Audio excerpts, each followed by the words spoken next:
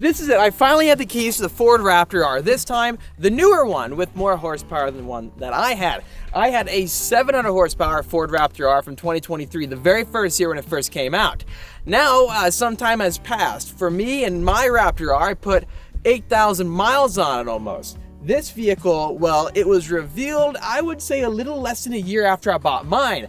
And it had the new modular front bumper, as you can see right here, which looks really cool and futuristic. I'm a big fan of it, the new headlights and the way everything is protruding outwards with that new front grille. Also, it's got brand new graphics all towards the sides. If you come this way, you can see how we have this orange, code orange, with a reminiscent look of an American flag almost, with these stripes. Then towards the very back, we got these brand new graphics that actually say Raptor and then R. With my truck, it was interesting because when I had it, it just said Raptor and then a big extended R, and the R was finished in orange. So people didn't really quite know, was it just a Raptor with a orange accent? Well, this actually tells everybody Raptor R. So it's a unique new touch. Obviously, much more has been changed. Compared to my Raptor R, this vehicle has more horsepower, 20 more horsepower, 720. That means just 40 horsepower separates it from this and the GT500, which was a 760 horsepower track Mustang we also used to own here on the channel, and that car was fast. So if we pop the hood right here, I mean, the engine, it looks the same. So you're probably wondering, how did they give you the extra horsepower? Well, it's not actually too much when it comes to like the internals of the engine being changed. With this new modular front bumper, they're able to get more airflow, and then they're able to retune that engine to give you a more unique power band now, giving you more horsepower. So this thing, all together with the new cooling, has allowed it to make more horsepower. I'm excited because today we're going to be getting behind the wheel. We're going to make this much more straight to the point. We're going to hop inside the truck and find out if I can tell any differences between this and the 2023 Ford Raptor R. Again, 20 horsepower has been changed. We have newer generation Fox shocks, which should be more adaptable. You can see the dual elements right here, the new Fox live valve shocks. Anyways though, guys, let's hop inside, check out the new interior, and just get straight to the point with off-roading this beast. Real quickly, guys, don't forget to get entered right now into the Mustang GT giveaway. Yep, we're giving away a 7th gen Mustang GT, and all you have to do is go to speedphenom.com. There's so many ways to get entered, such as picking up your favorite gear. It gives you automatic entries into the Mustang GT giveaway, such as our Driver Like You Stole It t-shirt, or our hat collections. There's so much on the site, even track day tickets for upcoming track day at Big Willow. Hurry up, get your entries now before it's too late. Our massive sale is ending. I can't wait to announce the winner. Okay guys, here we go, exploring the performance of the Ford Raptor R off-road. We're on this really cool mountain trail climbing up a nearby, I think, Palomar Mountain, and it sounds really good already with the V8. When you have a 720 horsepower Raptor, I mean, it's made for the Baja stuff, but I just want to take it onto a trail today in this video to try to see what it's like on these tighter trails going up mountain ranges, because quite honestly, these trucks, sometimes they are plagued with one big issue of being too wide. I hear that comment quite a lot. I kind of faced that with my Ford Raptor R, yet I still really enjoyed it. It got kind of scraped up on the sides, I'll be honest with you. But with these mountain roads out here, I just feel like it's coming together. If we spin the mode selector, which is, if I remember where it was, it's right here. Spin this, we're in normal. Here's off-road, giving us 4x4 mode.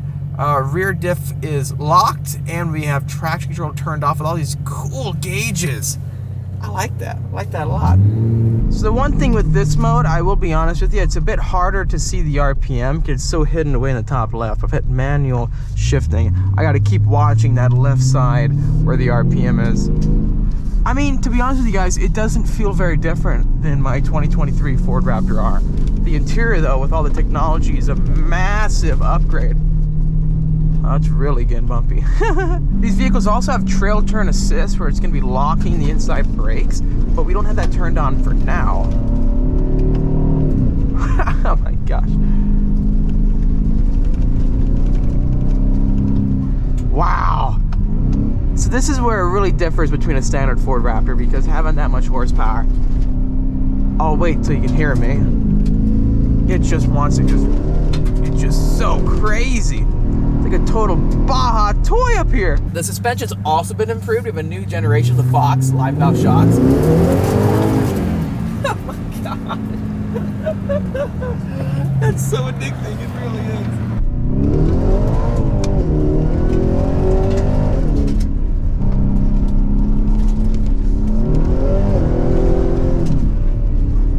$720 horsepower.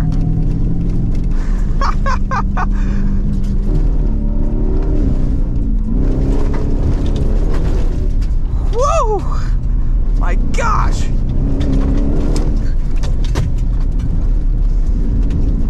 This is my favorite mode right here, Baja mode. Rock crawling will basically stiffen everything up, so it's like very responsive with the throttle, holding you tight for climbing rocks and unlock differentials. This is gonna unlock the rear diff, and it's gonna give us 4 high, but also turn off traction control. So this is really good for like sandy environments, desert environments. Out here though, it should work just fine. It really should. And for tighter corners, we're still in 4-wheel drive, unfortunately, so it's still gonna be harder to turn really tight. But on the flip side, the rear diff is not locked. But this is a really cool mode because it just shows you the RPM and it invites you to go quick, very, very quick. On these types of trails, you can't go too quick, of course, but it's really, really fun just exploring these regions. And I think this is my favorite mode. Even with that heads-up display, you can see it much more clearly now right here in front of us. We're just getting higher and higher into the mountain range right now. Wow, look at that view. It's crazy. It's incredible. So I think the fun part is that I miss with my truck is just doing stuff like this, exploring the off-road environments. And that's what this truck gives you, full confidence, guys, to explore anywhere that you want. Look how much speed we're just taking through this trail right now. And I have full confidence in the abilities of the truck. I think that's just the package that you have here, guys. I highly recommend. I mean, it's a lot of money though, so if you see yourself buying this and not really off-roading it ever, it's not worth it. It's not. 113 grand's a lot of money. If you at least occasionally like going off-roading and having a blast, then this is one of the coolest trucks ever for that. It's still a lot of money, so you have to really decide to yourself, is this how I want to spend $113,000? Not even with markups. I don't even know if dealers are still marking these things up, but if they are, that really starts adding up. So now you have a $140,000 truck with a $30,000 markup or 20. So it's really crazy to think about.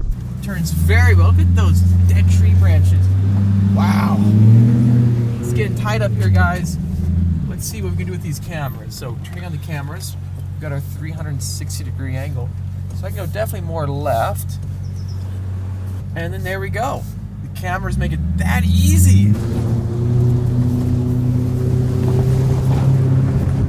The faster I go at times, the smoother the entire truck gets.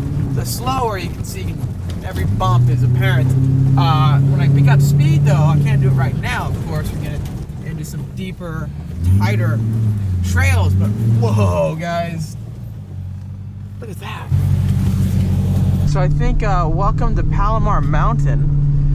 This is one of the backsides to climb up it, which is really cinematic and just beautiful, I have to say. If you get a truck with this, guys, please take it out here. Overall, the amenities inside this truck, it's got everything that you can ask for with all the screens and the cameras. I can't really find many areas to complain about, except some of these feel like, you know, definite plastics. For a truck that costs $113,000, majority of your money, I would say, is just going towards all the performance you're getting. It's not going to be the most luxurious with all the materials inside, but it's not meant to be. The tire compound with 37-inch tires, BF Goodrich, all-terrain, and then these Fox shocks, a motor that's basically derived out of a track-focused Mustang that has 760 horsepower originally. This is insane. Now they have this with only 40 horsepower less. Can you believe it? The brakes are one thing that's like, they're very responsive. You barely touch them and they slow you down. I would just advise try to recalibrate your brain when you get inside of it, because driving other cars, brakes are not as responsive. Having more responsive brakes doesn't necessarily mean that they're better brakes in other cars. It just means that when you barely touch them, they engage quicker. Does Does that mean you're slowing down faster? No, because the stopping distance for this truck is definitely not as good as some other cars where you don't feel the brakes. Because it's a big truck. It's got 37-inch tires. But let me try to find a good lookout point. Whoa, look at these trees now, guys. Wow. When you're picking a trail for a wide body truck like this, make sure you get a wide trail so you don't have to deal with any of those super tight Jeep-like turns. Whoa. Crazy. This thing is just, these are really like intense whoops right now, guys. Okay, so just got out of the Ford Raptor R. Let me know your thoughts in the comment section down below of this 720 horsepower beast. It is so cool. I've had so much fun with my Raptor R when I first bought it, drove across the country, and throughout my entire ownership. It's cool seeing the new design. I do like this new front bumper quite a lot, and I'm sure we're going to see a ton of really cool content owners of this vehicle taking it onto sand dunes and other really fun off-road spots. So this is the type of vehicle that comes alive when you enjoy it where it's meant to be driven. Otherwise, people will complain about the gas mileage because you're getting about 12 miles per gallon, I think, average on the street. Not the best. And people going by, it's going to cost you quite a lot in terms of money to drive. So if you don't mind spending a lot of money for a daily driver, this truck is great.